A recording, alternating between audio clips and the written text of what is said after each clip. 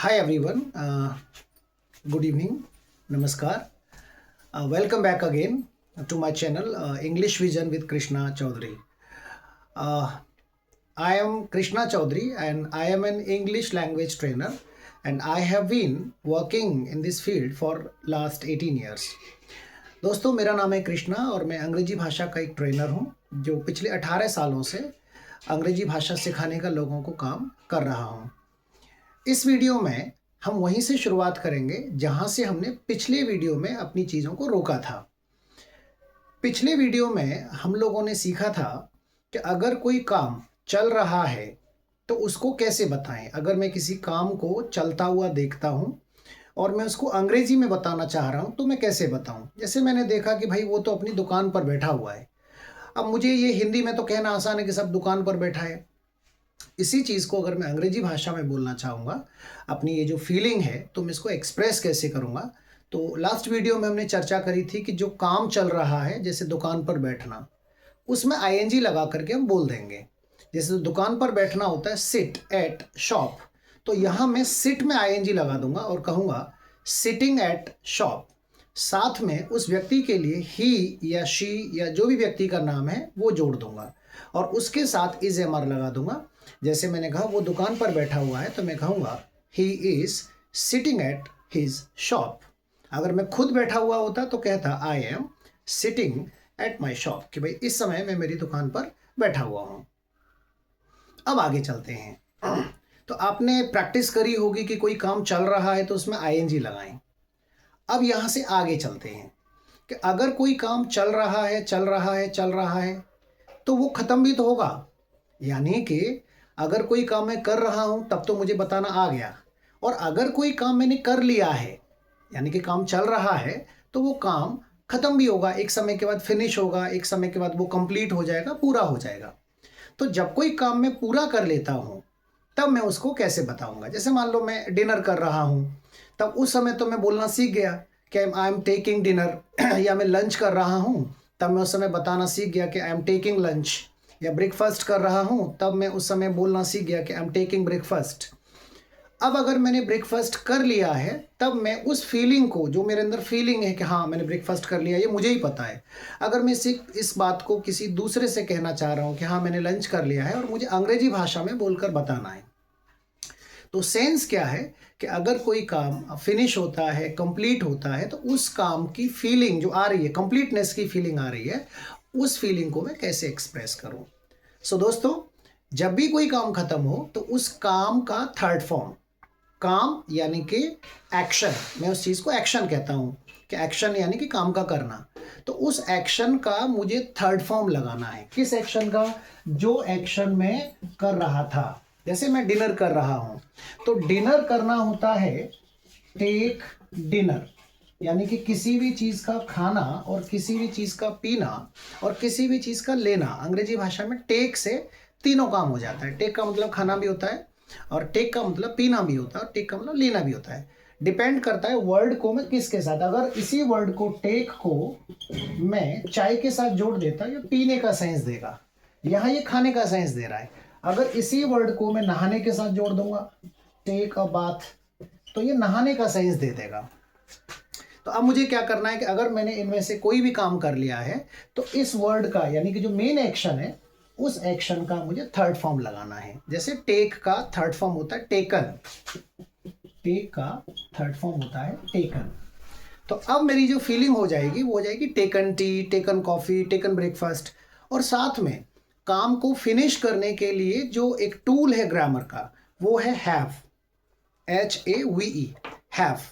साथ में इसको जोड़ दूंगा। जैसे मैं अपने लिए कहूँगा तो कहूँगा आई हैव टेकन टी, और अगर मैं डिनर करने के बाद बोल रहा हूँ तो मैं कहूँगा आई हैव टेकन डिनर। अगर इसी बात को मैं ब्रेकफास्ट के लिए कहता तो कहता कि sir I have taken breakfast. Lunch के लिए कहता तो इसी तरह से कह देता कि आई हैव टेकन लंच। नहाने के लिए कहता तो कह देता आई हैव टेकन बाथ। यानी कि सेंस क्या है कि अगर कोई भी काम खत्म होगा तब मुझे तुरंत से याद रखना है कि आई हैव बोलना है और साथ में उस एक्शन का थर्ड फॉर्म, जो एक्शन मैंने फिनिश किया है। अगर मैंने कोई एक्शन ब्रश करने का किया होता या कोई एक्शन डोर क्लोज करने का किया होता तो उस एक्शन का थर्ड फॉर्म लगा देता, जैसे I have closed the door. तो सेंस ये है कि जो एक्शन चल रहा था तब तो मैं उसको आईएनजी लगाकर बोल रहा था, जैसे I am closing the door. और जैसे ही मैंने क्लोज किया तो मैंने कहा I have closed the door, because door close हो चुका है, मैं उस काम को कंप्लीट कर चुका हूं, अब वो काम करना बाकी नहीं रहा है। तो इस तरह से मैं उस एक्शन को उसका थर्ड फॉर्म लगा करके बोल दूंगा। और आपको बोलने की आदत बनानी है, सिर्फ वीडियो को सुनना नहीं है। ऐसा नहीं कि सुन करके लिखना स्टार्ट कर दिया। दोस्तों, लिखने से सिर्फ लिखना आएगा, वो नॉलेज बढ़ेगा। और नॉलेज तो हमारा बचपन से बड़ा है। किसी ग्रामर की अगर हम किताब को भी पढ़ लेंगे तब भी नॉलेज बढ़ जाएगा। बोलना तब तक नहीं आएगा जब तक हम उसको खुद अपने मुंह से, अपनी ज़बान से बोलेंगे नहीं, क्योंकि वो टंग मेमोरी में जाना ज़रूरी है। माइंड मेमोरी का पार्ट तो बन जाएगा, लेकिन टंग मेमोरी में जो चीज़ आएगी उसी को हम बोल सकते हैं। तो बेहतर ये होगा कि आप नेक्स्ट 24 आवर्स के लिए जो भी काम करें उसको आईएनजी लगा के करें, तो आईएनजी की प्रैक्टिस होती रहेगी। और जैसे ही वो एक्शन फिनिश हो तो उस एक्शन को फिनिश होते ही बोलने की आदत बनाएं। जैसे जब आप नहा रहे हो तब आप बोलें आई एम टेकिंग बाथ, मन ही मन में बोलें, या अगर कोई नहीं है तो जोर से बोलें I am taking bath, I am taking bath. और जैसे ही नहाएं, आप टॉवेल से अपना सर पोंछ रहे हैं तो उस समय तुरंत से बोले यार आई हैव टेकन बाथ। किसी को बता भी सकते हैं कि यार आई हैव टेकन बाथ, यानी कि मैं नहा लिया हूँ। अच्छा, अगर किसी और को नहाता हुआ देख लें कि वो वही नहा कर आया है, तो उसके लिए भी फीलिंग बोल सकते हो। जैसे आपने देखा कि हाँ वो तो नहा कर आया है, तो तुरंत से उसके लिए मैं लगाऊंगा ही, और ही के साथ ये ही लगा दिया, और ही के साथ आता है हैज। ही के साथ क्या आता है? हैज। तो मैं बोल दूंगा ही हैज टेकन बाथ। अगर यही चीज अपने लिए कहूंगा तो कहूंगा आई हैव टेकन बाथ, और किसी और के लिए he has taken bath, she has taken bath. अब प्रैक्टिस करने का बिल्कुल प्रैक्टिकल तरीका, जब आप शाम को डिनर करें, जब आप दोपहर में लंच करें, तब आप उन सभी फीलिंग्स को बोलें जो आपके मन में चल रहे हैं। जैसे अगर लंच कर रहे हैं तो आई एम टेकिंग लंच, साथ में वो भी कर रहा है उसको भी देखें, ही इज टेकिंग लंच। जैसे ही अपना लंच फिनिश हो तुरंत से बोलें आई हैव टेकन लंच। देखा कि उसका लंच भी फिनिश हो गया तो तुरंत से बोलें लंच उसका फिनिश हुआ है, और इंग्लिश आप बोल रहे हैं ही हैज टेकन लंच। अच्छा, इसी बीच में अगर किसी व्यक्ति को मैंने लंच करते हुए नहीं देखा, मैंने उसको डिनर करते हुए नहीं देखा, मुझे नहीं पता कि उसने डिनर किया या नहीं किया, तब सवाल कर लें, क्योंकि सवाल जो बना है पूछने के लिए बना है। तो उस व्यक्ति से कंफर्म करें कि भाई आपने लंच कर लिया क्या, डिनर कर लिया क्या। तो यहां फिर से वही फीलिंग, हिंदी पर नहीं जाना है, शब्दों पर नहीं जाना है, सिर्फ कॉन्सेप्ट को पकड़ना है कि काम खत्म करने का जो टूल है, जो कंप्लीटनेस का टूल है, वो है हैव, काम के कंप्लीट होने का। तो इसी हैव को पहले लगाएं और सवाल करें, हैव, यहां से शुरू करें। और सामने वाला व्यक्ति होता है यू, तो दोनों शब्दों को मिला दें, हैव यू। और चूंकि हैव लगा है तो साथ में जो एक्शन का थर्ड फॉर्म है वो साथ में इस्तेमाल करें और कहें sir have you taken lunch. यही चीज अगर डिनर के लिए पूछें तो पूछेंगे sir have you taken dinner. Breakfast के लिए पूछेंगे sir have you taken breakfast. तो इस तरह से मुझे सवाल पूछना भी आ गया, और अगर किसी ने मुझसे सवाल पूछा है तो मुझे बताना भी आ गया। अब प्रैक्टिस करने का फिर वही प्रैक्टिकल तरीका क्या है, अगर आपके घर में 4 सदस्य हैं, 5 सदस्य हैं या ज़्यादा हैं, तब आप एटलीस्ट उन सभी के पास जाएं और उनसे पूछें ज़रूर, इंग्लिश में पूछें कि sir have you taken lunch, have you taken dinner. Morning में पूछें sir have you taken breakfast, morning में पूछें sir have you taken bath, have you brushed your teeth. तो इससे क्या होगा कि चीज़ें आपकी टंग मेमोरी में आएंगी, आपको बोलना आएगा। लिखने से क्या होगा, ट्रांसलेशन होगा। लिखने का कोशिश ना करें, लिखने की मेहनत ना करें, उस मेहनत से बचें। चाहें तो 1-2 स्ट्रक्चर लिख सकते हैं, लेकिन 1-2 स्ट्रक्चर लिखने के बाद ज़्यादा से ज़्यादा कोशिश करें कि मैं 10 स्ट्रक्चर्स बोलूं, 20 टाइम्स उसको बोलूं। जितने लोग मिले, ऑफिस में, स्कूल में, कॉलेज में, घर में, अड़ोस पड़ोस में, सबसे पूछें। तो यहाँ क्या होगा, आपकी प्रैक्टिस होगी। अगर मान लीजिए आपसे किसी ने पूछ लिया कि sir have you taken lunch, अब चूंकि लंच आपने किया ही नहीं है तो मना कैसे करना है, इसी हैव के बाद नॉट लगा दें कि sir I have not taken lunch. यहाँ हैव के बाद नॉट लगाने से ये मैसेज क्लियर जाएगा कि सर नहीं, मैंने अभी लंच नहीं किया है और मैं थोड़ी देर में करूँगा या बाद में करूँगा।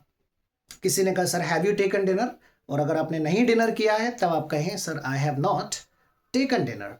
आप चाहें तो हैव नॉट को हैवंट भी कह सकते हैं। ये अंग्रेजी का एक स्टाइल है कि मैं हैव नॉट को हैवंट कह सकता हूँ, हैज़ नॉट को हैज़ंट कह सकता हूँ, कैन नॉट को कैंट कह सकता हूँ, डज नॉट को डजंट कह सकता हूँ। तो ये स्टाइल भी फॉलो करें। तो आप ऐसे कह सकते हैं कि आई हैव नॉट टेकन की जगह कह सकते हैं I haven't taken dinner, I haven't taken breakfast yet, मैंने अभी तक ब्रेकफास्ट नहीं किया है।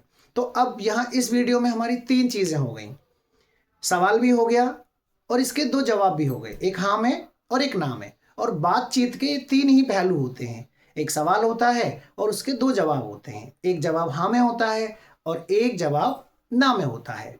तो यहाँ अब आप आराम से घर पर प्रैक्टिस कर सकते हैं, दोस्तों के साथ कर सकते हैं कि sir have you closed the door, या I have close the door, TV बंद कर दी क्या, have you switched off the TV.